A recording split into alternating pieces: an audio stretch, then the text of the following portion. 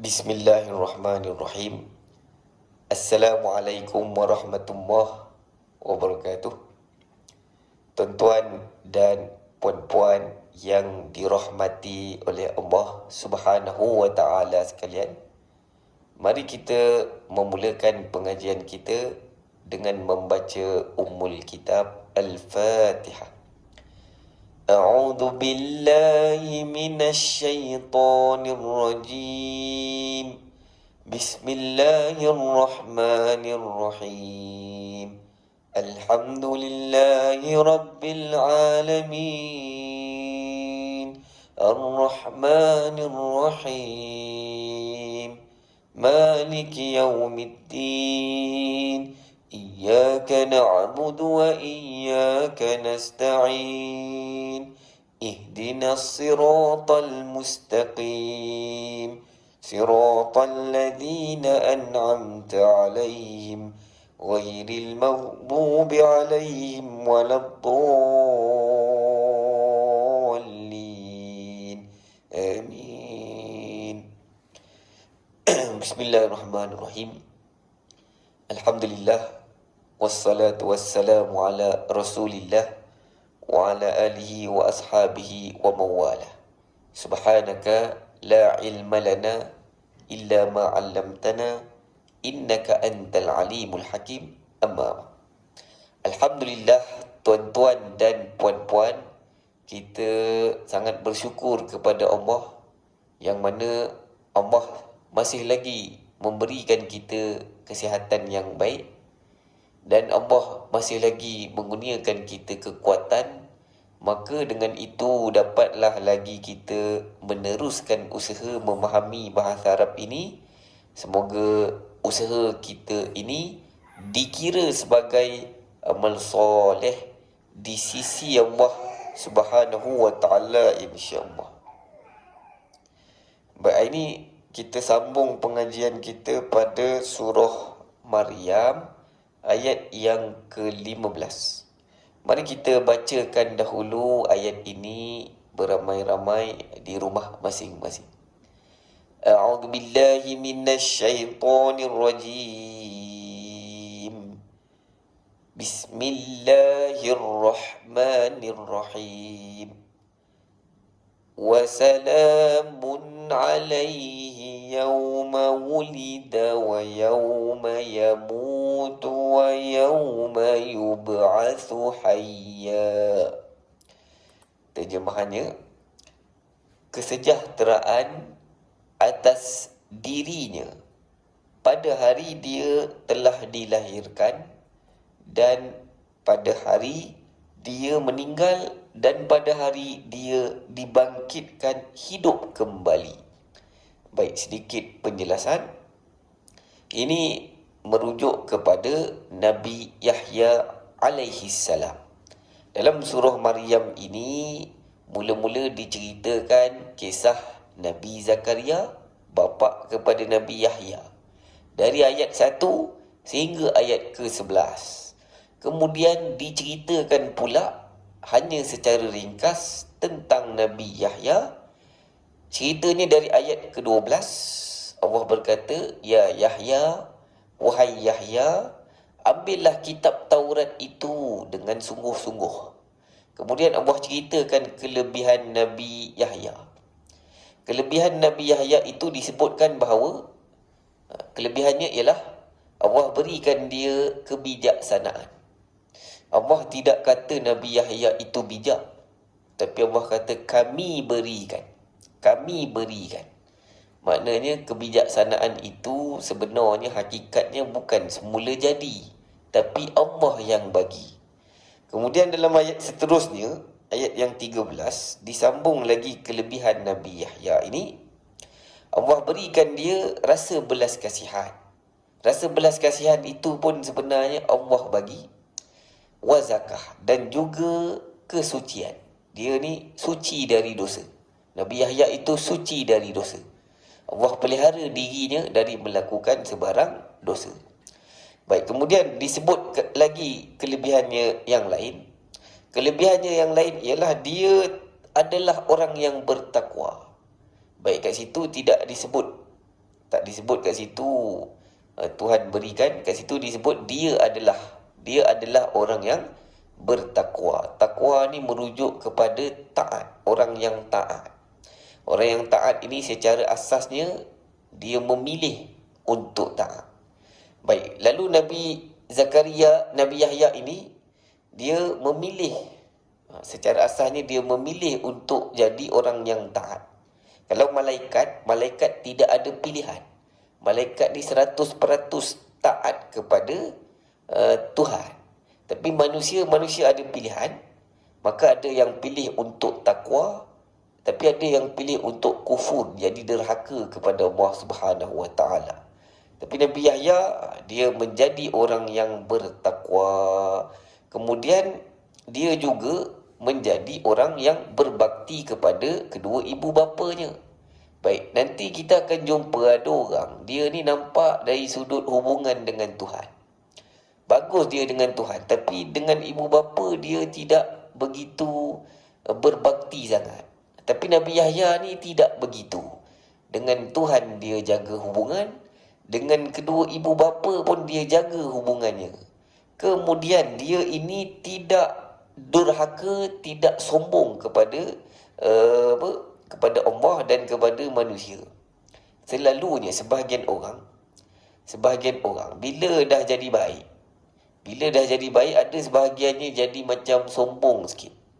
Dan ada yang jadi durhaka pula. Mentang-mentang dia sudah jadi hebat, sudah jadi baik dari sudut lain, maka dia durhaka pula dari sudut yang lain. Tapi Nabi Yahya tidak begitu. Dia setelah menjadi orang yang baik, bertakwa, berbakti kepada ibu ayah, dia juga tidak sombong dan tidak durhaka. Baik, maka disebutkan dalam surah Maryam ayat 15, maka kesejahteraanlah ke atas dirinya pada hari ia telah dilahirkan. Baik, ada pandangan mengatakan ini doa. Didoakan kepada Nabi Yahya supaya dia ini sejahtera pada hari dia dilahirkan, dan nanti bila meninggal nak berpindah alam, nak masuk alam kubur pun dia mendapat kesejahteraan, selamatnya daripada sebarang azab. Kemudian dibangkitkan pada hari kebangkitan, dihidupkan manusia kembali. Ketika itu suasana gundah gulana, kelang kabut semuanya, macam-macam situasi manusia. Tapi Nabi Yahya ini dia dibangkitkan dalam keadaan kesejahteraan. Maka untunglah Nabi Yahya alaihi salam, kerana di awal dunianya dia dilahirkan dalam keadaan kesejahteraan. Nanti bila meninggalkan dunia pun dalam keadaan kesejahteraan. Nanti permulaan kepada hari akhirat, bila hari kebangkitan, hari akhirat itu hari kebangkitan, di hari kebangkitan pun dia bangkit dalam keadaan yang penuh dengan kesejahteraan. Maka untunglah Nabi Yahya. Mudah-mudahan kita pun dapat jadi seperti beliau. Nak jadi seperti beliau, maka contohilah sifat-sifat dia, sifat-sifat baginda yang disebutkan dalam ayat-ayat yang lepas. Saya ulang lagi sekali, disebutkan bahawa Nabi Yahya ini, dia ini diberi beberapa kelebihan, lalu dia menjadi orang yang bertakwa. Kemudian dia bukan saja menjaga hubungan dengan Allah, dia jaga hubungan dengan ibu ayah. Kemudian dia ini tidak jadi sombong dan dia tidak durhaka. Baik, mudah-mudahan kita dapat mencontohi Nabi Yahya alaihi salam ini. Kisah-kisah orang-orang yang baik ini, jalan-jalan orang yang baik ini kita minta dalam surah Al-Fatihah. Kita kata siratal ladzina an'amta alaihim, jalan-jalan orang-orang yang kau telah beri nikmat kepada mereka. Salah satunya ialah jalan Nabi Yahya ni. Maka kita sudah kenal Nabi Yahya, kita tahu sifat-sifat yang baik yang ada dalam diri dia. Mudah-mudahan sifat itu juga kita dapat contohi. Kalau tak dapat ikut semua, ikut sebahagiannya. Tapi kalau nak selamat seperti Nabi Yahya, maka kena usaha jadi seperti dia. Nanti ayat ke-16 cerita pasal Maryam. Kalau kita ada situasi yang sama macam Maryam, walaupun tidak sama 100%, tidak sama 80%, mudah-mudahan kita dapat tiru apa contoh-contoh teladan yang berlaku dalam kisah kehidupan Sayyidatina Maryam. Kalau dalam kehidupan kita ada keadaan-keadaan macam Nabi Zakaria, maka kita kena cuba contohi Nabi Zakaria alaihissalam untuk kita mendapat kesejahteraan. Kita sebenarnya perlu kepada kesejahteraan, keselamatan dalam kesemua keadaan, terutamanya di hari kebangkitan nanti kita nak selamat. Kalau nak selamat, maka tiru saja orang-orang yang memang dah terbukti mereka ini dijanjikan keselamatan di hari akhirat. Baik, saya ulang tuan-tuan, kita mengharapkan keselamatan di hari akhirat, maka kita tiru saja orang-orang yang Tuhan menjanjikan, Tuhan mendoakan keselamatan untuk mereka, yang mana kisah mereka ini diceritakan di dalam Al-Quran. Kita tiru saja contoh teladan yang ditunjukkan oleh mereka. Dan itulah memang tujuan sebenar cerita. Cerita bukan saja-saja untuk isi masa lapang, untuk dengar saja-saja. Cerita tu sebenarnya untuk dijadikan ikutan. Kalau yang buruk dijadikan sempadan. Baik, mudah-mudahan kita dapat mengambil manfaat dari pengajaran ayat yang dibacakan tadi. Baik, mari kita bincangkan word by word perkataan yang ada dalam ni. Yang pertama, wasalamun. Ada dua patah perkataan di sini. Yang pertama ialah wa, terjemahannya dan. Kemudian salamun, terjemahannya kesejahteraan. Baik, mari tengok jenis perkataan yang ada di sini. Yang pertama, wa dan, itu adalah haruf atof. Dalam bahasa Melayu, kita panggil dia haruf penyambung cerita. Kemudian salamun. Salamun tu isim. Tanda isim di situ ialah di hujung dia ada tanwin. Kemudian alaihi, ada dua patah perkataan. Yang pertama ala, asalnya bunyinya ala, tapi di situ ada domir melekat, jadi bunyinya bertukar jadi alai. Baik, mari tengok terjemahan. Yang pertama ala, terjemahannya ke atas. Kemudian hi, terjemahan dia ialah nya. Hi maksudnya nya. Mari tengok jenis perkataan yang ada di sini. Yang pertama alai itu haraf jar, manakala hi ini kalimat isim, atau secara khususnya dia termasuk bawah kategori domir muttasil. Dalam bahasa Melayu kita panggil dia ganti nama diri melekat. Ganti nama diri ada 3 jenis. Dalam 3 jenis tu ada sejenis ganti nama diri yang mana dia ni boleh melekat dekat semua jenis perkataan. Dia boleh melekat dekat haruf, boleh melekat dekat fi'il, semua jenis fi'il dia boleh lekat. Dekat fi'il madi, mudhari', amar. Kemudian dekat isim, dekat semua jenis isim dia boleh lekat. Maka dia dipanggil domir melekat, domir muttasil. Baik, seterusnya yauma. Yauma maknanya hari. Ini adalah kalimat isim, tapi tak ada tanda isim di situ.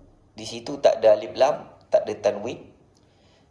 Dia tak ada alif lam, tak ada tanwin, dan hujung pun tidak baris bawah, tapi kita tahu dia isim berdasarkan makna dia.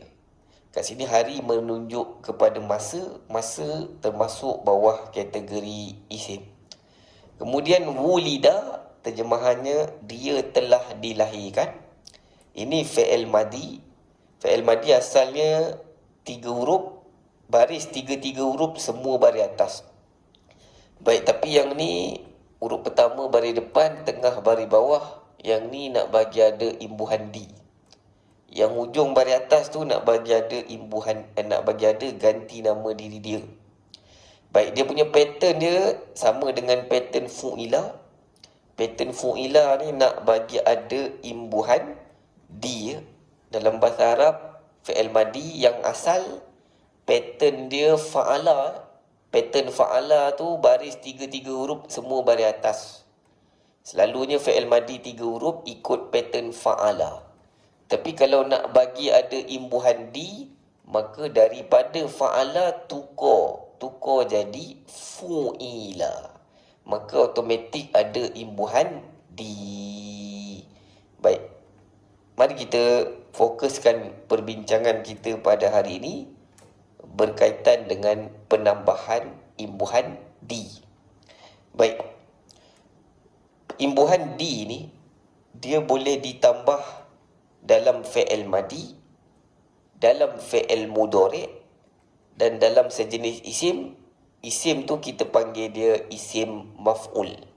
Dalam bahasa Arab, isim jika ada imbuhan di, maka isim itu akan dipanggil isim maf'ul. Baik, mari kita tengok fi'il madi dahulu. Baik, fi'il madi kalau nak bagi ada imbuhan di, maka kita guna pattern fu'ila. Pattern fu'ila ni dia punya huruf pertama baris depan, huruf tengah baris bawah. Baik, mari tengok contoh. Contoh di sini qutila. Qutila terjemahannya dia telah dibunuh. Baik, oleh kerana ini fi'il madi, automatik terjemahannya ada dia telah. Oleh kerana baris dia ikut pattern fu'ila, maka dalamnya ada imbuhan di. Baik, kalau saya nak tukar ke mudhari', tujuannya saya nak buang telah ni. Saya nak buang telah, saya nak kata dia dibunuh. Maka guna fi'il mudhari'. Kalau fi'il mudhari', huruf pertama dia ni, huruf pertama ni dia punya baris sama macam fi'il madi, baris depan. Huruf pertama baris depan, tapi tengah ni dia baris atas. Kalau fi'il madi tadi, tengah dia baris bawah. Kalau mudhari' pattern yuf'alu ni, tengah dia mesti baris atas, baru ada imbuhan di. Baik, seterusnya kalau isim maf'ul pula, dia ada tambah mim dengan waw. Ikut pattern maf'ul tu betul-betul, huruf tengah dia baris depan.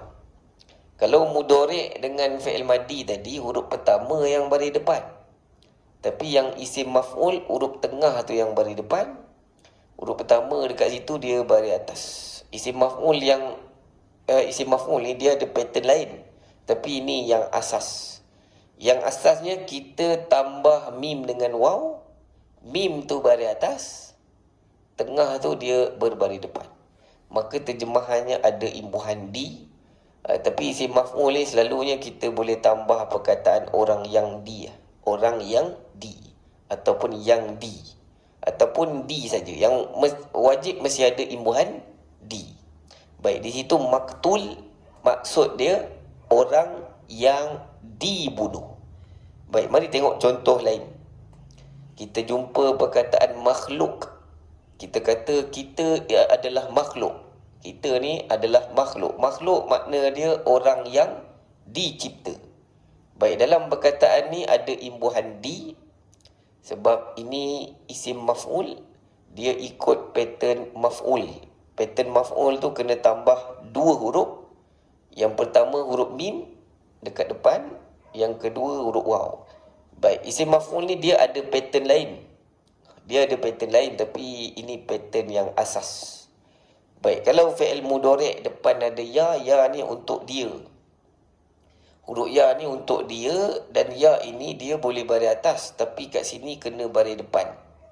Sebab nak bagi ada imbuhan di ni. Ya tu kena baris depan, tengah kena baris atas. Ikut pattern yang telah ditetapkan, iaitu yuf'alu. Maka perkataan tu akan jadi yukhlaku. Yukhlaku maknanya dia dicipta. Kalau nak tambah telah dalam bahasa Arab ni pelik sikit. Kita kena kurangkan huruf, kena guna fi'il madi, kena guna pattern yang khas untuk ada imbuhan di ni, iaitu fu'ila. Baik, ini pattern asas ya. Ini pattern asas, ini pun pattern asas, yang tu pun pattern asas. Nanti kita akan jumpa pattern yang lain, tapi yang ni fokus yang asas ni.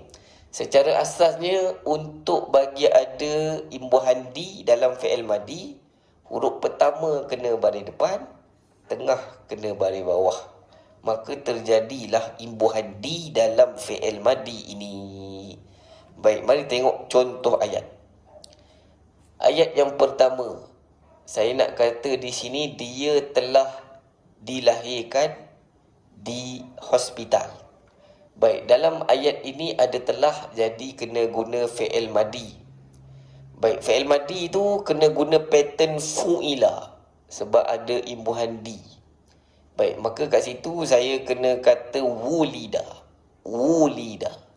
Kalau semua huruf baris atas, walada, walada dalam kamus kata maksudnya dia telah melahirkan. Baik, kat sini kita bukan nak perkataan melahirkan, kita nak perkataan dilahirkan. Jadi guna pattern fu'ila, maka kena sebut wulida. Baik, kemudian fil mustashfa maknanya di hospital. Baik, ayat berikutnya, dia dilahirkan di klinik. Baik, kat sini tak ada telah, jadi kita guna fi'il mudhari'. Fi'il mudhari' kalau nak bagi ada dia ni kita kena tambah ya.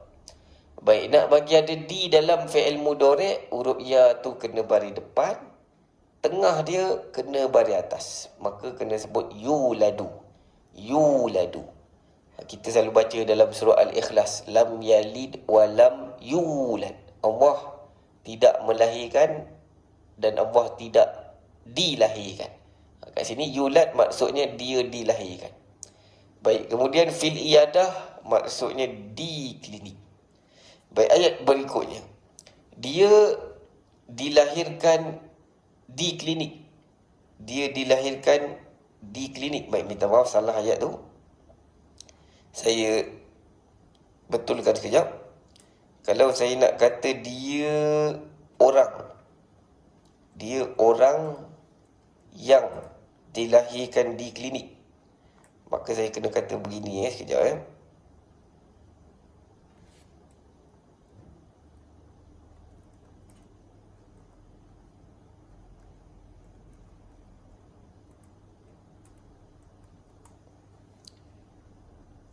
Baik, kalau nak kata dia orang yang dilahirkan di klinik, okay, kat sini orang yang dilahirkan kita guna pattern maf'ul, maka kita tambah mim waw. Ikut pattern maf'ul tadi, tambah mim waw, maka jadi maulud. Baik, dalam isim tidak ada ganti nama diri tersembunyi, jadi dia kat sini kita kena guna ganti nama diri tak melekat. Sebab dalam isim tak ada ganti nama diri tersembunyi, maka kena guna ganti nama diri tidak melekat. Maka di sini kita pun sebutlah huwa. Huwa mauludun fil iyadah. Terjemahannya lagi sekali, dia orang yang dilahirkan di klinik. Baik, mudah-mudahan jelas di situ tuan-tuan. Balik kembali ke surah Maryam. Baik, perkataan yang seterusnya wa yauma. Ada dua patah perkataan di sini. Yang pertama wa, terjemahannya dan. Kemudian yauma, terjemahannya hari. Baik, mari tengok jenis perkataan yang ada di sini. Yang pertama wa dan, itu haruf atof. Orang Melayu panggil dia haruf penyambung cerita. Kemudian yauma itu adalah kalimat isim. Baik, tadi kita dah kata perkataan hari tadi, walaupun dia tak ada tanda isim di situ, tapi kerana dia menunjukkan masa, maka dia masuk bawah kategori isim. Kita boleh panggil dia zorof zaman. Zorof zaman. Baik, zorof zaman tu isim ruang masa. Baik, yang berikutnya yamutu. Yamutu maksudnya dia mati. Ini fi'il mudhari'. Tanda fi'il mudhari' dekat depan dia ada anaitu. Depan dia ada anaitu. Ada hamzah atau nun atau ya atau ta. Kat sini ada ya. Baik, kat sini ya ni baris atas sebab tak ada imbuhan di kat sini. Ya tu baris atas sebab tak ada imbuhan di. Baik, ya tu tanda fi'il mudhari' dan juga tanda ganti nama diri dia. Baik, fi'il mudhari' secara asasnya hujung dia kena berbaris depan. Baik, yang berikutnya wa yauma. Wa yauma tadi kita dah jumpa, wa maknanya dan, yauma maknanya hari. Wa dan tu haruf atof, manakala yauma tu isim. Nama penuh dia zorof zaman. Dalam bahasa Melayunya isim ruang masa. Baik, kemudian yub'atsu, terjemahannya dia dia dilahirkan, tak ada telah kat situ, minta maaf. Kat situ yub'atsu tu tak ada telah, terjemahannya dia dilahirkan ya. Dia dilahirkan. Saya ulang lagi sekali, yub'atsu terjemahannya dia dilahirkan. Ini fi'il mudhari'. Dalam fi'il mudhari' tu ada ganti nama diri dia, tandanya ialah huruf ya. Baik, kemudian huruf ya itu dia punya barisnya baris depan, tengahnya baris atas. Dia ikut pattern yuf'alu. Fi'il mudhari' kalau ikut pattern yuf'alu, maka dalam terjemahannya kita kena tambah imbuhan di. Maka di sini ada tambah imbuhan di sebab yub'atsu ikut pattern yuf'alu. Pattern yuf'alu ini adalah pattern fi'il mudhari' yang ada tambah imbuhan di. Baik, kat situ yub'atsu, minta maaf, kat situ yub'atsu tu maknanya bukan dilahirkan. Yub'atsu tu maknanya dia dibangkitkan ya.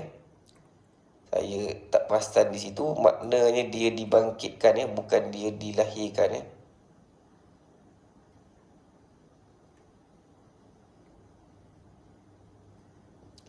Baik, ulang lagi sekali tuan-tuan. Yub'atsu terjemahannya dia dibangkitkan.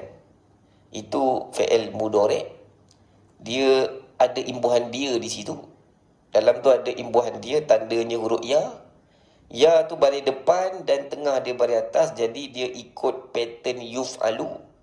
Kalau ikut pattern yuf'alu, maka dalam terjemahan dia ada tambah imbuhan di. Baik, yang berikutnya hayyan. Hayyan maknanya hidup ya. Hayyan kat sini maknanya hidup. Ini adalah kalimat isim. Baik, saya ulang lagi sekali. Hayyan di situ maknanya hidup. Ini kalimat isim. Tanda isim di situ ada tanwin. Tanwin di situ dia baris atas, maka kena tambah alif dekat hujung dia tu. Kena tambah alif dekat ujung sebab dia punya tanwin itu berbaris atas. Baik, habis sekian saja tuan-tuan kita punya perbincangan untuk surah Maryam ayat yang ke-15. Nanti kita buat latihan insya-Allah. Sekian saja. Wassalamualaikum warahmatullahi wabarakatuh.